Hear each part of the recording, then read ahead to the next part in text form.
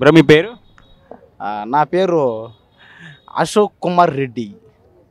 Bro ఏపీలో ఇప్పుడు already election heat start అయింది కదా, ఎలా ఉండబోతుంది? ఒకవైపు చూస్తే టీడీపీ, జనసేన పొత్తులు, బీజేపీ, ఒక పక్కనేమో జగన్ గారు సింగిల్గా వెళ్తున్నారు. అసలు మీ అభిప్రాయం ఏంటి దీని మీద? నా అభిప్రాయం ఏంటంటే దీని మీద ఇంతకుముందు సినిమా డైలాగులో లాగే ఉందన్నమాట. అంటే పందులు గుంపుగా వస్తాయి, సింహం సింగిల్గా వస్తుందని. ఒక మనిషిని కొట్టడానికి ఇంతమంది ఏకమే వస్తున్నారు. ఆయన నిజంగా హీరోయిన్ అంతే ఆయన. ఎందుకంటే మనం సినిమాలు చూసేటప్పుడు కూడా గెస్ చేయాలి బాగా. ఏంటి, ఒక్క హీరోని కొట్టడానికి ఎంతమంది వస్తారా? అవును కదా. అలాంటిది ఇక్కడ ఒక్క మనిషిని కొట్టడానికి ఎంతమంది వస్తున్నారంటే అంటే హీరో ఎవడు ఇప్పుడు? అంతే కదా, జగనే ఇప్పుడు హీరో. వీళ్ళందరూ విలన్లు. ఇంకా అంతే. ఇంకా ఏం చేద్దాం చెప్పండి. ఇంకా ఇప్పుడు నేను చెప్పినంత మాత్రాన జగన్ గెలుస్తాడు లేదో చెప్పలేము. నేను చెప్పినంత మాత్రాన చంద్రబాబు నాయుడు, పవన్ కళ్యాణ్, ఇంకెవరు కేఏ పాలు, ఇంకెవడన్నా గెలుస్తాడు కూడా అది కూడా చెప్పలేము. నేను చెప్పినంత మాత్రాన అన్నీ అది ఇది అవ్వదు, ఇది అది అవ్వదు. ఎవరికి ఇష్టమైతే ఓట్లే చేస్తారు. కానీ నాకు మాత్రం ఎవరికి ఓటు వేయాలని లేదు. నాకు ఎవరికి ఓటు వేయాలని లేదు. దేనికంటే ఎవరికి ఓటు వేసినా జరిగేది ఏముంది? ఏమీ జరగదు.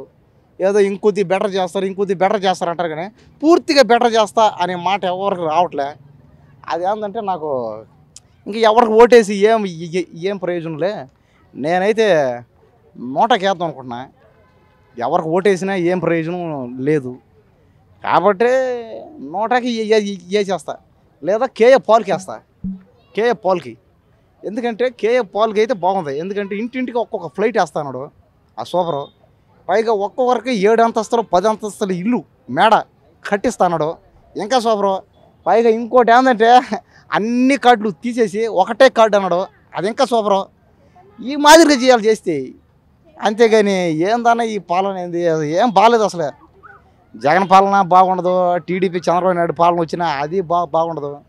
ఎవరు వచ్చినా జరిగేది ఏమీ లేదు. కాబట్టి నేను కేఏ పాల్కి ఓటేస్తా. లేకపోతే కేఏ పాల్ కానీ తప్పేసుకుంటాంటే ఇంకా నోట వేస్తా అంతే. నేను ఇంకెవడికి ఓటేను. క్వశ్చన్ అడుగు, డౌట్. పిఠాపురం నుంచి పవన్ కళ్యాణ్ గారు పోటీ చేస్తున్నారు కదా, మీకు ఏమనిపిస్తుంది? నగ్గుతారంటారా, ఓడిపోతారంటారా? ఏందో అన్న, ఏం అర్థం కావట్లేదన్న. గెలిచినా ఓడిపోయినా ప్రయోజనం ఏముంది? ఏమీ లేదు. తెలుసు జనాలందరికీ. పవన్ కళ్యాణ్ గెలవడు అసలు ఎక్కడ. ఇప్పుడు ఇంతకుముందు 2 సార్లు గెలవాల చూడు ఎక్కడ. ఈసారి కూడా గెలుస్తాడో లేదో గ్యారంటీలే. ఒకవేళ గెలిచినా కూడా ఏమైనా ప్రయోజనం ఉందా? ఏమీ లేదు. అదేదో ఇచ్చాడన్నాడు కదా, కౌలు రైతులకి ₹1,00,000 ఇచ్చాడన్నాడు కదా. అదేదో బాగుంది, కరెక్టే. కానీ జిల్లాకి ఒకరు కావాలి ఇచ్చింది. అది ఏదో చాలా తక్కువలో ఇచ్చారు. అది అది తక్కువ పీపుల్కి సెలెక్ట్ చేసి ఇచ్చాడు. సరేలే, ₹1,00,000 కూడా ఏముంది చెప్పండి. సరేలే, అదాని ఇచ్చాడు, బాగానే ఉంది. ఇంకొద్దికి బాగా ఇచ్చుంటే బాగున్నాను. సరేలే, ఏదో ఆయన తగ్గట్టు ఆయన ఇచ్చాడు, బాగానే ఉంది. అయినా కష్టమే. ఏమో గెలుస్తాడో గెలవడో నాకైతే నమ్మకం అయితే లేదు. గెలుస్తాడో గెలవడో. ఎందుకంటే సోషల్ మీడియాలో ఏమో పవన్ కళ్యాణ్ని పబ్లిసిటీ చేస్తారు, భయంకరంగా బీభత్సంగా చేస్తున్నారు. కానీ ఓట్లు వేసే టయానికి మాత్రం పవన్ కళ్యాణ్ ప్రతిసారి 2 సార్లు ఓడిపోతానే ఉన్నాడు. అదేందో కారణం ఏందో నాకు అర్థం కావట్లే. నేనైతే చెప్పాను కదా ఇందాక, నేను ఓటేస్తే మాత్రం కేఏ పాల్కి వేస్తా.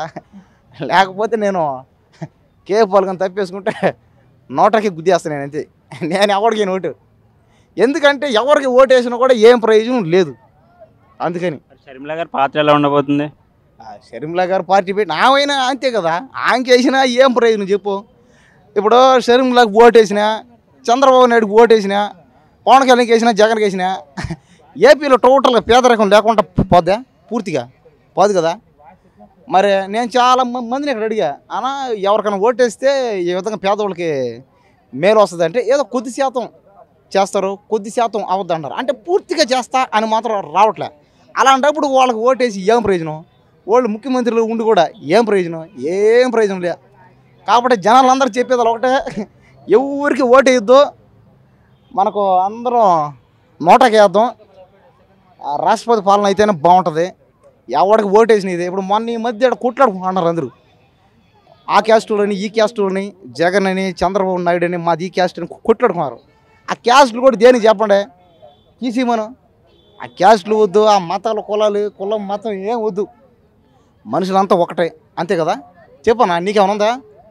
నాకు వద్దు, నాకు ఈ క్యాస్ట్కి ఏమైనా ఉందా? ఏ దేవుడైనా కూడా ఏమని అన్నాడా? కొట్లాడుకోమన్నాడా, చంపుకోమన్నాడా? లేదు కదా. ఏ దేవుడైనా ఒకడే.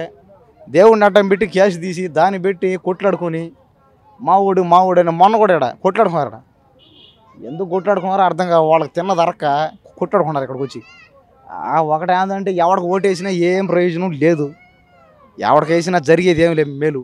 కాబట్టి అందరూ జనం చూస్తున్నారు కాబట్టి నోటాకి ఓటేసిండే, లేకపోతే పాలకేయండి. దయచేసి ఈ మాదిరిగా అరవబాకండి. ఇక్కడ పార్కుల కాడికి వచ్చి మొన్న కూడా పోలీసులు వచ్చారు, ఇక్కడికి వచ్చి పెద్దగా అరుస్తున్నాడు జగన్ అని, చంద్రబాబు నాయుడు అని ఓ అని అరిచి అరిచి అరిచి అరిచి చుట్టుపక్కల జనాలందరూ వచ్చేసి కొట్లాడేసుకొని, దయచేసి కొట్లాడుకోబాకండి. మీకు అంతగా కొట్టుకుంటే మీ ఇంట్లో కొట్లాడుకోండి, మీ ఇంట్లోకి జనాలను పిలుచుకొని ఒకరింటికి పోయి కొట్లాడుకొని సావండి. అంతేగాని దయచేసి ఈ పార్కుల కాడ వచ్చి మేము వీడియోలు తీసుకోవాలి, మేము కూడా మీలాగేనా.